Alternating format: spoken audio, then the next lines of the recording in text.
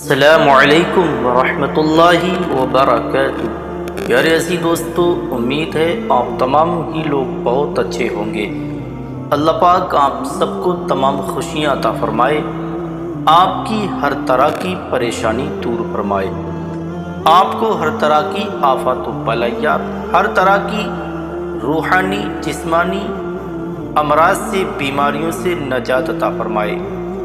جان کر آپ کو اس بات کی بڑی خوشی ہوگی کہ آج کی اس ویڈیو میں ہم آپ کو بتانے والے ہیں چاروں قل شریف کے بارے میں، اور ساتھ ہی ساتھ ایک ایسے طاقتور نایاب وظیفہ کے بارے میں، اگر وہ وظیفہ آپ اپنی زندگی میں عادت کے مطابق کر لیتے ہیں، ایک ٹائم ٹیبل بنا کر کے اور ایک گنتی کی شمار سے آپ کسی بھی مقصد کے لیے کر سکتے ہیں، چاہے وہ مقصد میں پریشانیاں زیادہ رہتی ہوں، بیماریاں زیادہ رہتی ہوں، کوئی دعا قبول نہ ہوتی ہو، کوئی حاجت پوری نہ ہوتی ہو، آپ نے پڑھائی بہت کر لی ہے، آپ چاہتے ہیں کوئی اچھی جاب مل جائے، اچھی نوکری مل جائے، یا آپ کا جو حاکم ہے، آپ کا افسر ہے، آپ کی بات ماننے کو تیار نہیں ہے، اگر آپ کے گھر میں زیادہ جھگڑے رہتے ہوں، بھائی بھائی میں نا اتفاقی، گھر گھر میں جھگڑا، آپ کسی کے بارے میں یہ چاہتے ہیں کہ جائز طریقے سے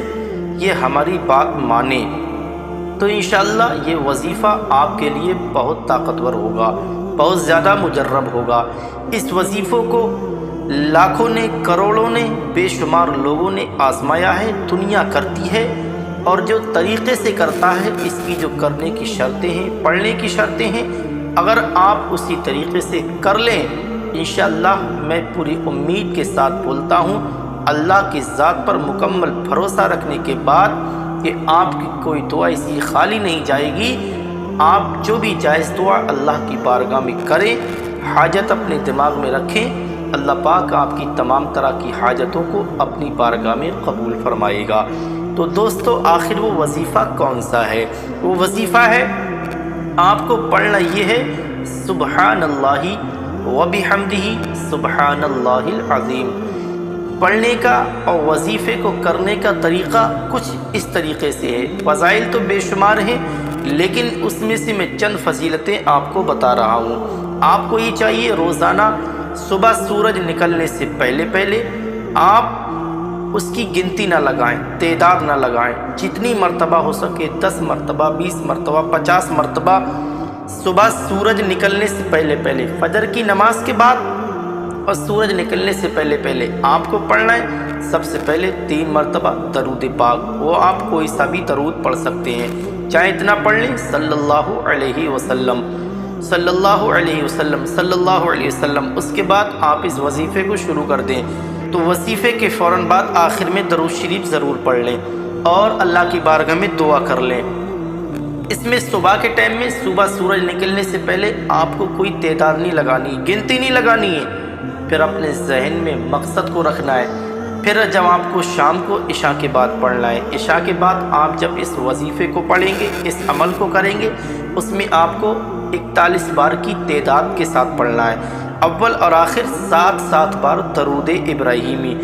درود ابراہیمی یاد نہ ہو، کوئی بھی درود پڑھ سکتے ہیں، اللہ پاک پورا ثواب عطا فرمائے گا۔ آپ پڑھ لیں صلی اللہ علیہ وآلہ وسلم 7 مرتبہ، اس کے بعد 41 مرتبہ اس وظیفے کو پڑھ لیں، سبحان اللہ وبحمدہ سبحان اللہ العظیم۔ اس کے ترنت بعد آپ کو چاہیے 7 مرتبہ پھر درود پاک پڑھ لیں۔ جیسے آپ درود پاک پڑھ لیتے ہیں، پڑھتے وقت کسی سے کوئی بات چیت نہ کریں، کوئی کسی طرح کا کلام نہ کریں، اللہ کی بارگاہ میں پوری لو لگائیں اور کعبے کی طرف منہ کر کے بیٹھیں، باوضو ہو کر کے آپ اس وظیفے کو آپ کو پڑھنا ہے، کسی سے کوئی بات چیت نہیں کرنی ہے۔ آپ اس وظیفے کو 41 بار عشاء کی نماز کے بعد، مطلب صاف یہ ہے کہ آپ جب فجر کی نماز کے بعد پڑھیں گے، صبح سورج نکلنے سے پہلے، تو آپ کو گنتی نہیں لگانا ہے، ان گنت پڑھنا ہے، بے شمار پڑھنا ہے، جو بھی آپ پڑھ سکیں، چاہے 5 مرتبہ، چاہے 50 مرتبہ۔ جب آپ عشاء کی نماز کے بعد پڑھیں گے تو آپ کو 41 مرتبہ تعداد کے ساتھ پڑھنا ہے، اول اور آخر 7 بار درود پاک۔ اپنی زندگی میں معمول کے مطابق آپ نے اگر چند دن ایسا کر لیا، چاہے 7 دن، چاہے 9 دن، چاہے 11 دن، میں الحمدللہ پوری ذمہ داری کے ساتھ بولتا ہوں، آپ کو کسی بھی बड़े से बड़े ताबीज़ की ज़रूरत नहीं पड़ेगी, आपको किसी और हथियार की ज़रूरत न पड़ेगी। आप जो चाहेंगे आपका काम होगा। आप जो हाजत अपने दिमाग में रखेंगे इंशाअल्लाह आपका काम पूरा होगा। अगर आपके घर पर किसी तरह का जादू हो चुका है, किसी तरह की बंदिश लग चुकी है, कारोबार बिल्कुल बर्बादी की दहलीज पर पहुंच चुका है, घर में ज़्यादा झगड़े रहते हैं, दिल नहीं लगता, बॉडी में दर्द रहता है, चक्कर ज़्यादा आता है, अच्छा नहीं लगता, बेबरकती ज़्यादा है, घर में खैर व बरकत दिखाई नहीं दे रही, इंशाअल्लाह आप इस वजीफ़े को करके देख लें। इस वजीफ़े से पहले चाहे इसके बाद में रात के समय आपको चाहिए चारों कुल की तिलावत भी ज़रूर सुन लें। आप जब इंशाअल्लाह इसके साथ जब आप चारों कुल शरीफ की तिलावत सुनेंगे या तिलावत कर लेंगे, अल्लाह पाक आपके वजीफ़े में, आपके अमल में असर पैदा फरमाएगा, ताकत पैदा फरमाएगा और आपकी तमाम तरह की जायज़ दुआएं अल्लाह की बारगाह में कबूल हो जाएंगी। तमाम तरह की बंदिशें तोड़ दी जाती हैं, तमाम तरह के जादू टोने का काट हो जाता है, तमाम तरह के असराती मामलात का ख़ात्मा हो जाता है। बड़े से बड़ा आपके घर में जिन जिन्नात भूत पली जैसा अगर साया हो चुका है, बसेरा हो चुका है, इंशाअल्लाह तबारक व तआला इस अमल, इस वजीफ़े की बरकत से तमाम तरह की परेशानियां दूर हो जाएंगी। तो दोस्तों मुझे उम्मीद है आपको वीडियो बहुत अच्छा लगा होगा। बड़ी मेहनत और मशक्क़त के बाद हम ये तरह तरह की वीडियो आप तक पहुंचाते हैं, आपकी पूरी जिम्मेदारी है। आपको वीडियो अच्छी लगे तो दिल से लाइक करें, चैनल को सब्सक्राइब करें और इस वीडियो को सदक़े जारिया समझकर आप तमाम मुसलमानों में ज़रूर फैलाएँ। आइए सुन लेते हैं उस वजीफ़े के बारे में जो है सुबहानल्लाहि व बिहम्दिही सुबहानल्लाहिल अज़ीम, सुबहानल्लाहि व बिहम्दिही सुबहानल्लाहिल अज़ीम, और चारों कुल शरीफ के बारे में। चारों कुल नंबर 1 सूरह काफिरून यानी कुल या अय्युहल काफिरून, नंबर 2 सूरह इखलास यानी कुल हुवल्लाहु अहद, नंबर 3 सूरह फलक यानी कुल अऊज़ु बिरब्बिल फलक, नंबर 4 सूरह नास यानी कुल अऊज़ु बिरब्बिन नास। 30वें पारी की ये सूरह मुबारक हैं, आपकी तकदीर बदल देंगी, आपके हर मोड़ पर आपको बेशुमार फ़ायदे देती नज़र आएंगी। आइए दोस्तों सुन लेते हैं वजीफ़े को और सूरह मुबारक को। औज़ु बिल्लाहि मिनश शैतानिर रजीम, बिस्मिल्लाहिर रहमानिर रहीम, कुल या अय्युहल काफिरून ला अअबुदु मा तअबुदून वला अंतुम आबिदून मा अअबुदु वला अना आबिदुम मा अबदतुम वला अंतुम आबिदून मा अअबुदु लकुम दीनुकुम वलिय दीन।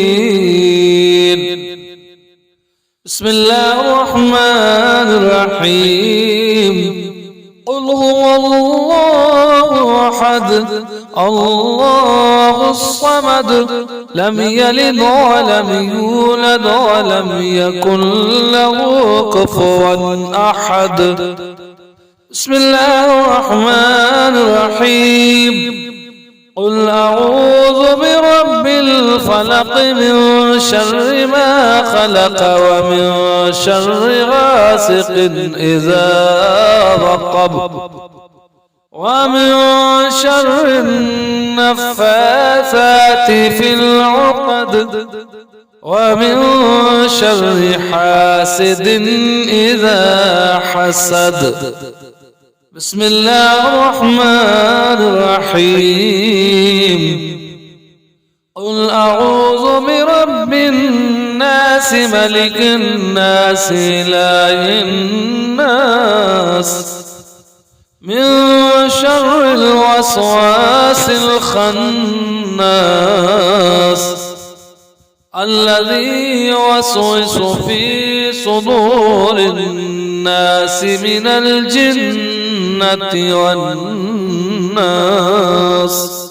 सदक़ल्लाहुल अज़ीम। बिस्मिल्लाहिर रहमानिर रहीम,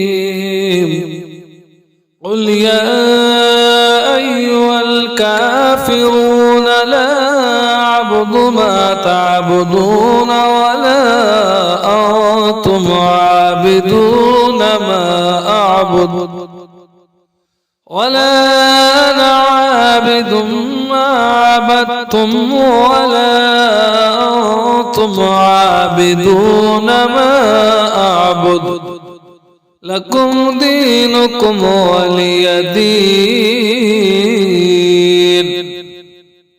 بسم الله الرحمن الرحيم.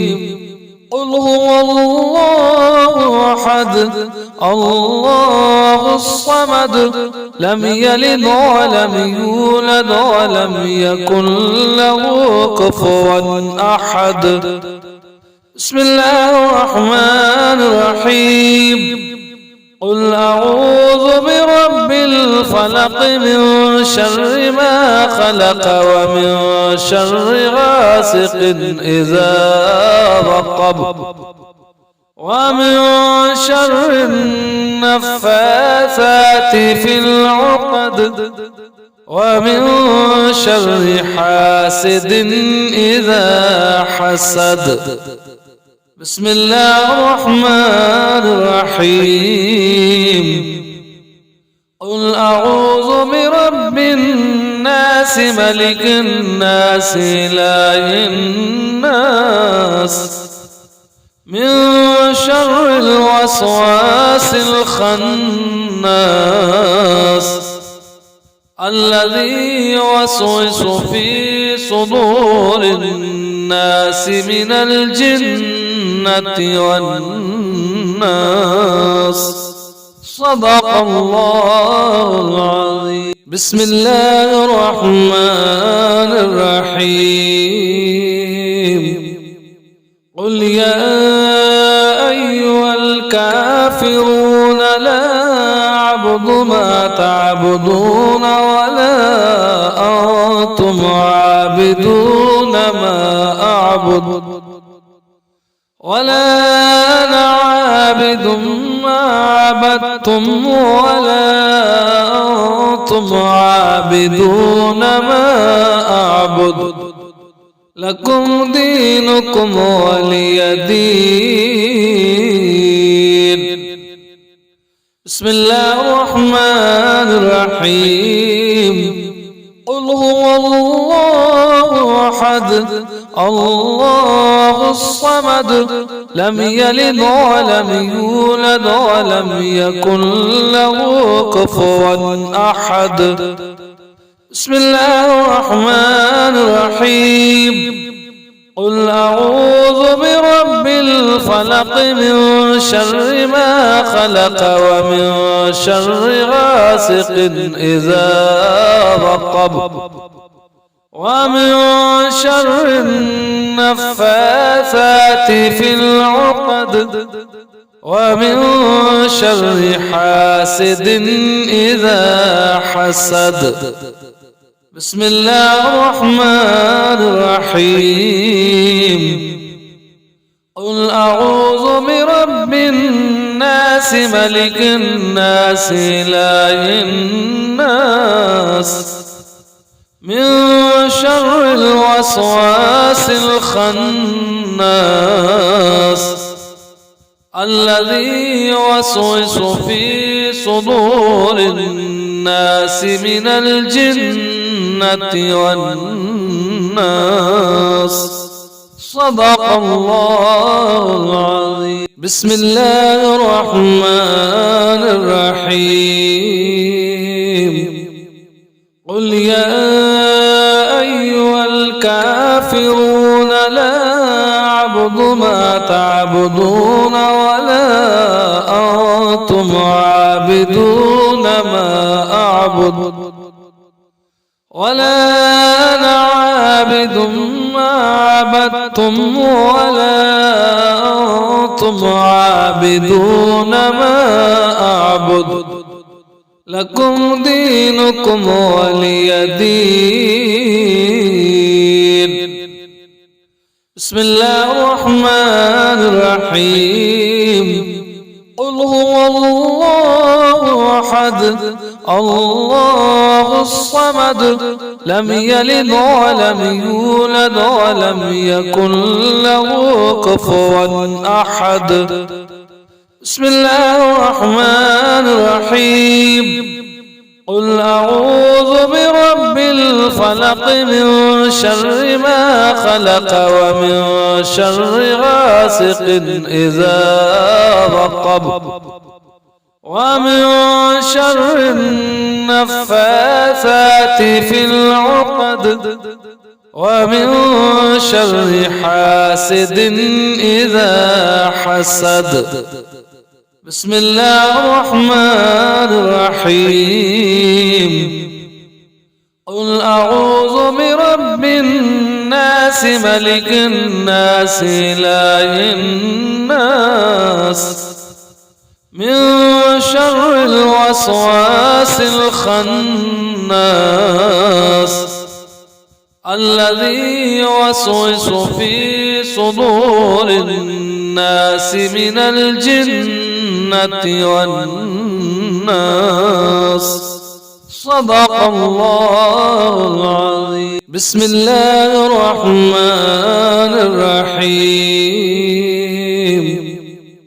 قل يا أيها الكافرون لا أعبد ما تعبدون ولا أنتم عابدون ما أعبد ولا أنا عابد ما عبدتم ولا أنتم عابدون ما أعبد لكم دينكم ولي دين بسم الله الرحمن الرحيم قل هو الله أحد الله الصمد لم يلد ولم يولد ولم يكن له كفوا أحد بسم الله الرحمن الرحيم قل أعوذ برب الفلق من شر ما خلق ومن شر غاسق إذا وقب ومن شر النفاثات في العقد ومن شر حاسد إذا حسد بسم الله الرحمن الرحيم قل أعوذ برب الناس ملك الناس إله الناس من شر الوسواس الخناس الذي يوسوس في صدور الناس من الجنة والناس صدق الله العظيم بسم الله الرحمن الرحيم قل يا أيها الكافرون لا أعبد ما تعبدون ولا أنتم عابدون ما أعبد ولا أنا عابد ما عبدتم ولا أنتم عابدون ما أعبد لكم دينكم ولي دين بسم الله الرحمن الرحيم قل هو الله أحد الله الصمد لم يلد ولم يولد ولم يكن له كفوا أحد بسم الله الرحمن الرحيم قل أعوذ برب الفلق من شر ما خلق ومن شر غاسق إذا وقب ومن شر النفاثات في العقد ومن شر حاسد إذا حسد بسم الله الرحمن الرحيم قل أعوذ برب الناس الناس ملك الناس إله الناس من شر الوسواس الخناس الذي يوسوس في صدور الناس من الجنة والناس. صدق الله العظيم. بسم الله الرحمن الرحيم. قل يا أيها الكافرون لا أعبد ما تعبدون ولا أنتم عابدون ما أعبد ولا أنا عابد ما عبدتم ولا أنتم عابدون ما أعبد لكم دينكم ولي دين.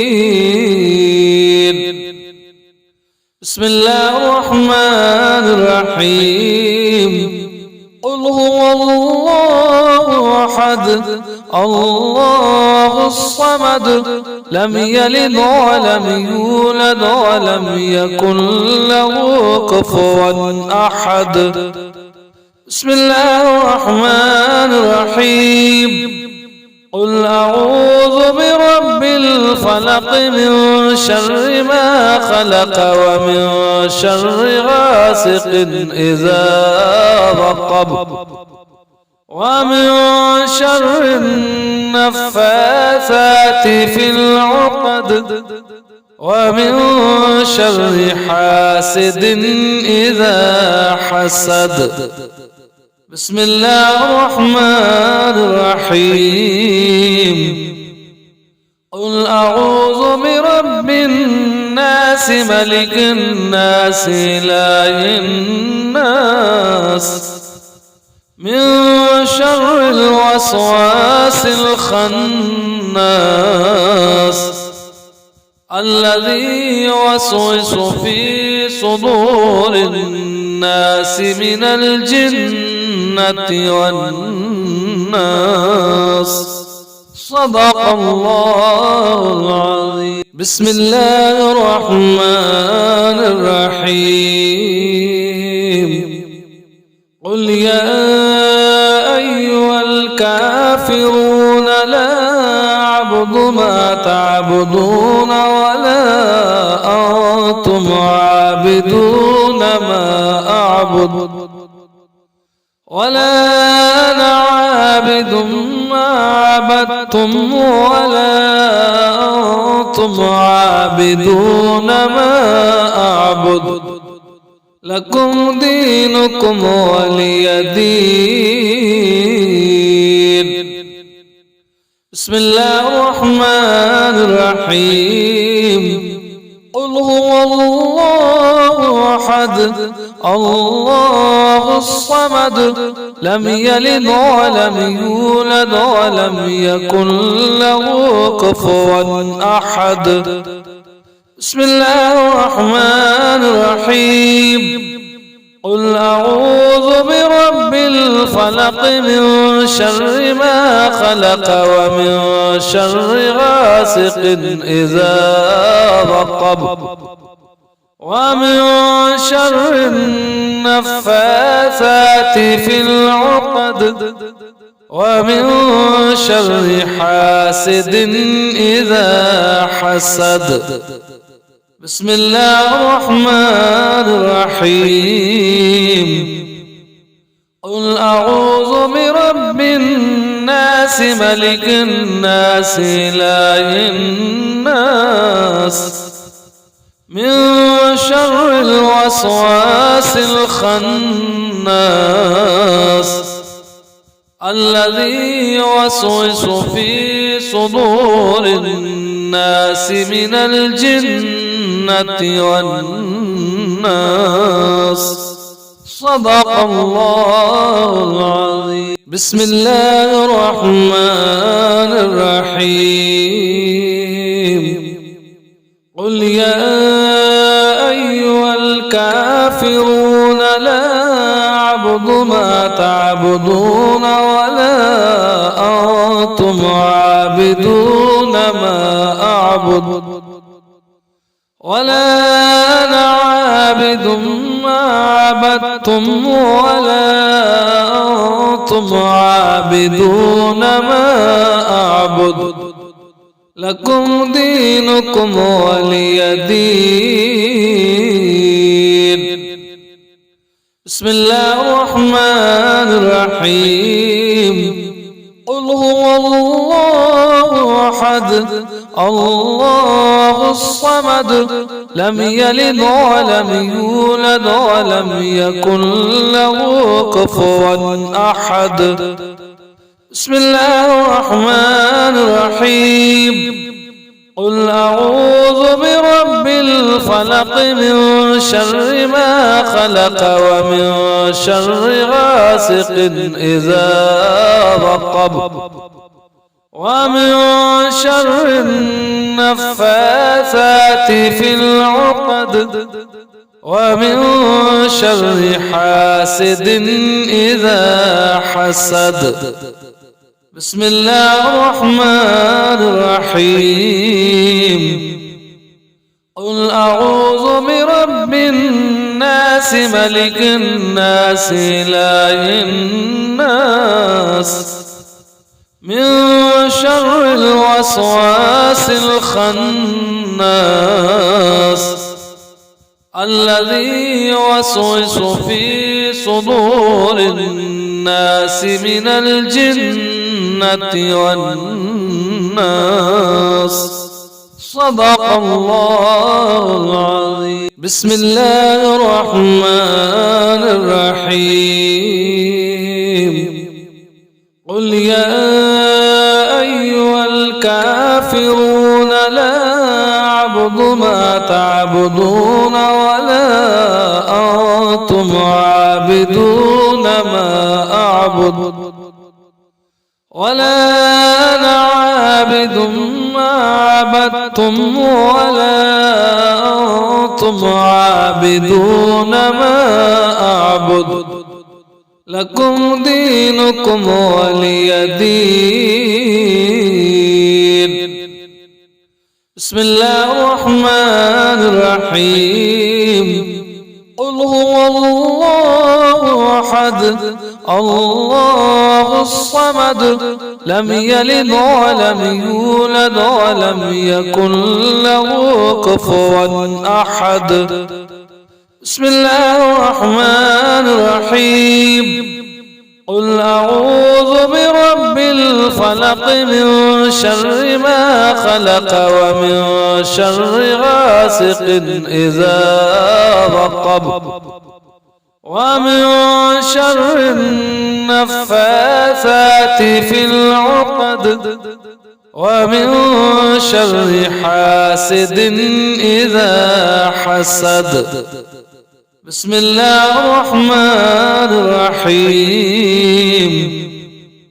قل أعوذ برب الناس ملك الناس إله الناس من شر الوسواس الخناس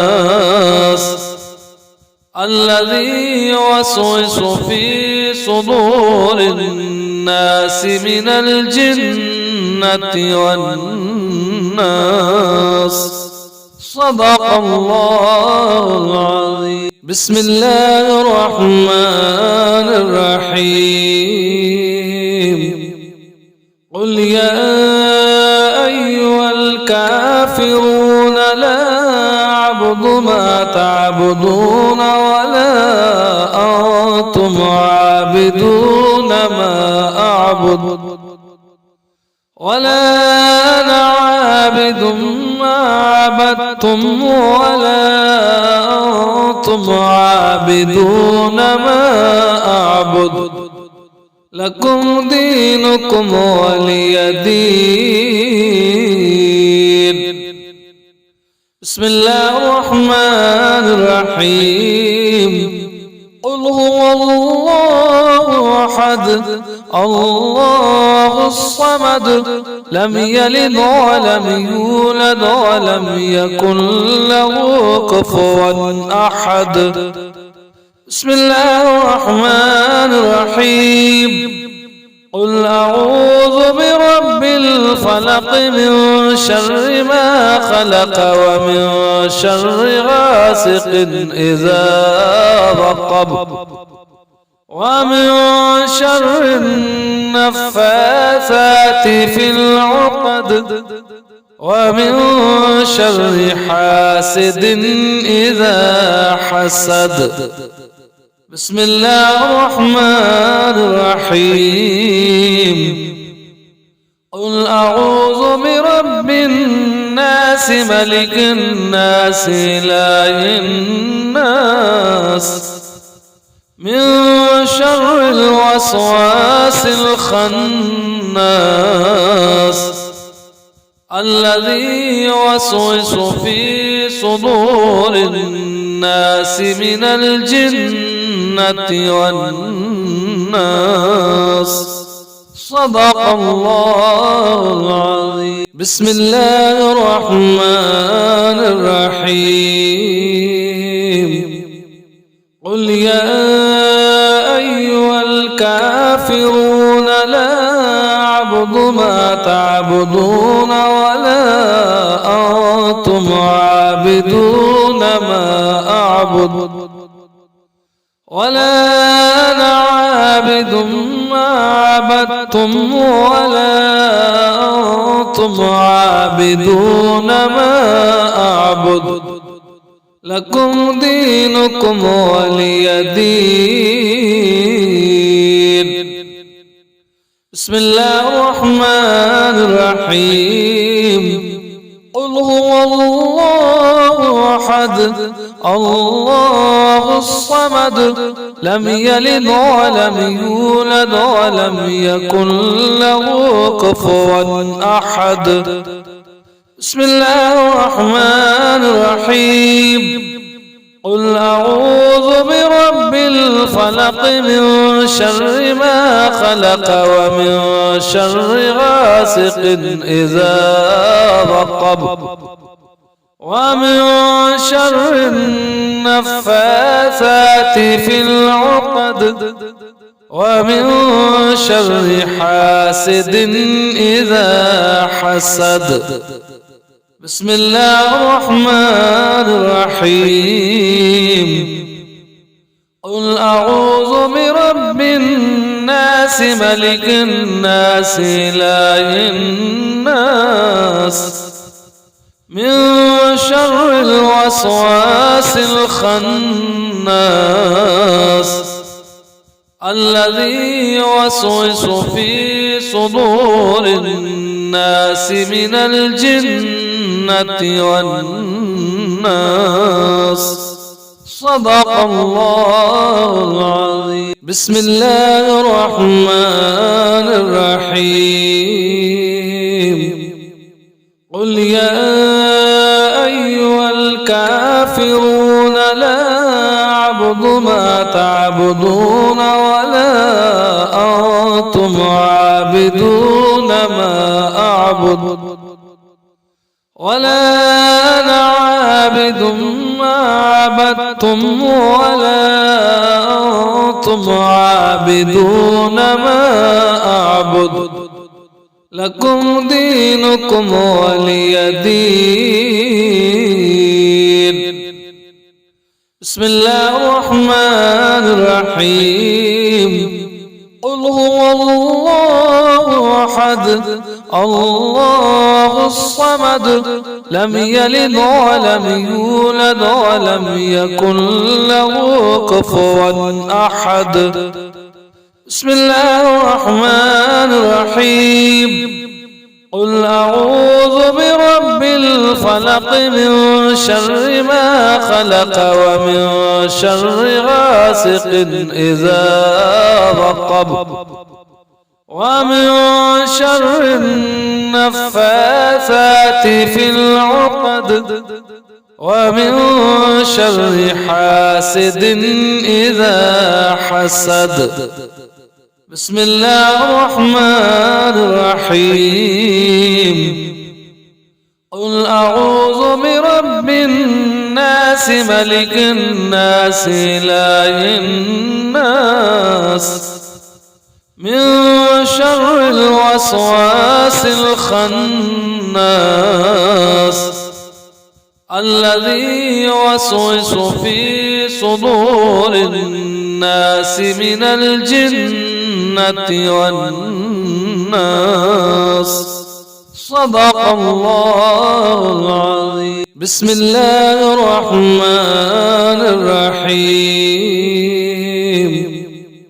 قل يا أيها الكافرون لا أعبد ما تعبدون ولا أنتم عابدون ما أعبد ولا أنا عابد ما عبدتم ولا أنتم عابدون ما أعبد لكم دينكم ولي دين. بسم الله الرحمن الرحيم قل هو الله أحد الله الصمد لم يلد ولم يولد ولم يكن له كفوا أحد. بسم الله الرحمن الرحيم قل أعوذ برب الفلق من شر ما خلق ومن شر غاسق إذا وقب ومن شر النفاثات في العقد ومن شر حاسد إذا حسد. بسم الله الرحمن الرحيم قل أعوذ برب الناس ملك الناس إله الناس من شر الوسواس الخناس الذي يوسوس في صدور الناس من الجنة والناس. صدق الله العظيم. بسم الله الرحمن الرحيم قل يا أيها الكافرون لا أعبد ما تعبدون ولا أنتم عابدون ما أعبد ولا أنا عابد ما عبدتم ولا أنتم عابدون ما أعبد لكم دينكم ولي دين. بسم الله الرحمن الرحيم قل هو الله أحد الله الصمد لم يلد ولم يولد ولم يكن له كفوا أحد. بسم الله الرحمن الرحيم قل أعوذ برب الفلق من شر ما خلق ومن شر غاسق إذا وقب ومن شر النفاثات في العقد ومن شر حاسد إذا حسد.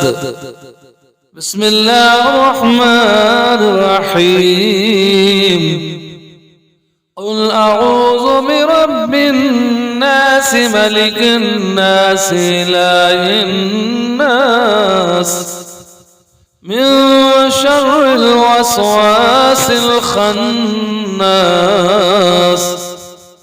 الذي يوسوس في صدور الناس من الجنة والناس.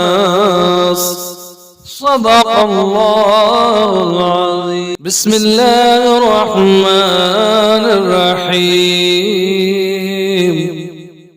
قل يا أيها الكافرون لا أعبد ما تعبدون ولا أنتم عابدون ما أعبد ولا أنا عابد ما عبدتم ولا أنتم عابدون ما أعبد لكم دينكم ولي دين.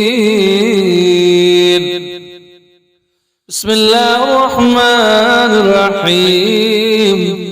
قل هو الله أحد الله الصمد لم يلد ولم يولد ولم يكن له كفوا أحد.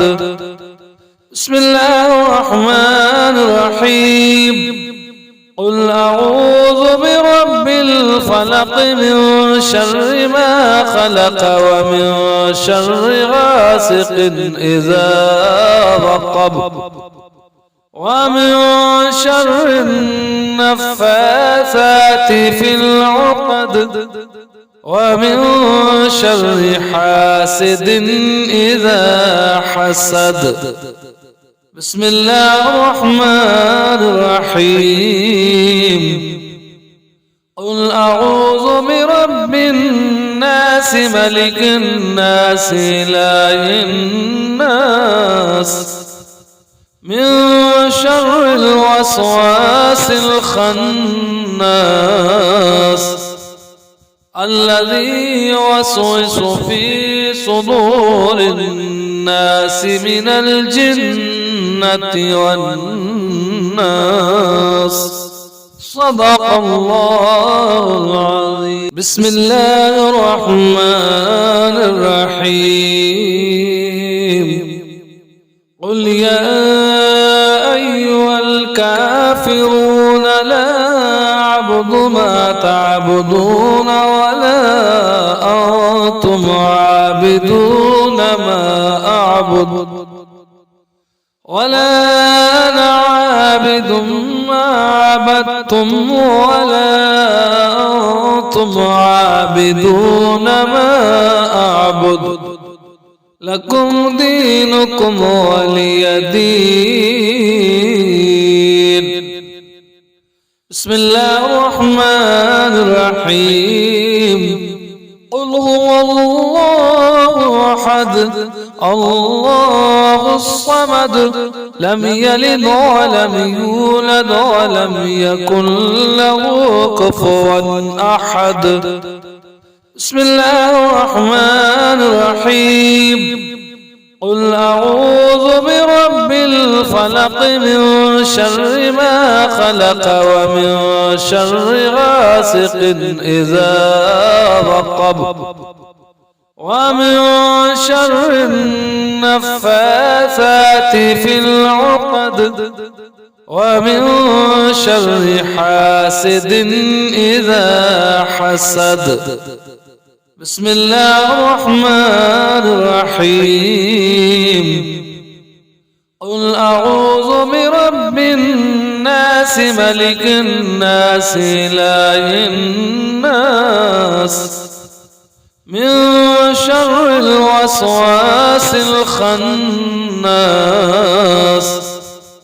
الذي يوسوس في صدور الناس من الجنة والناس. صدق الله العظيم.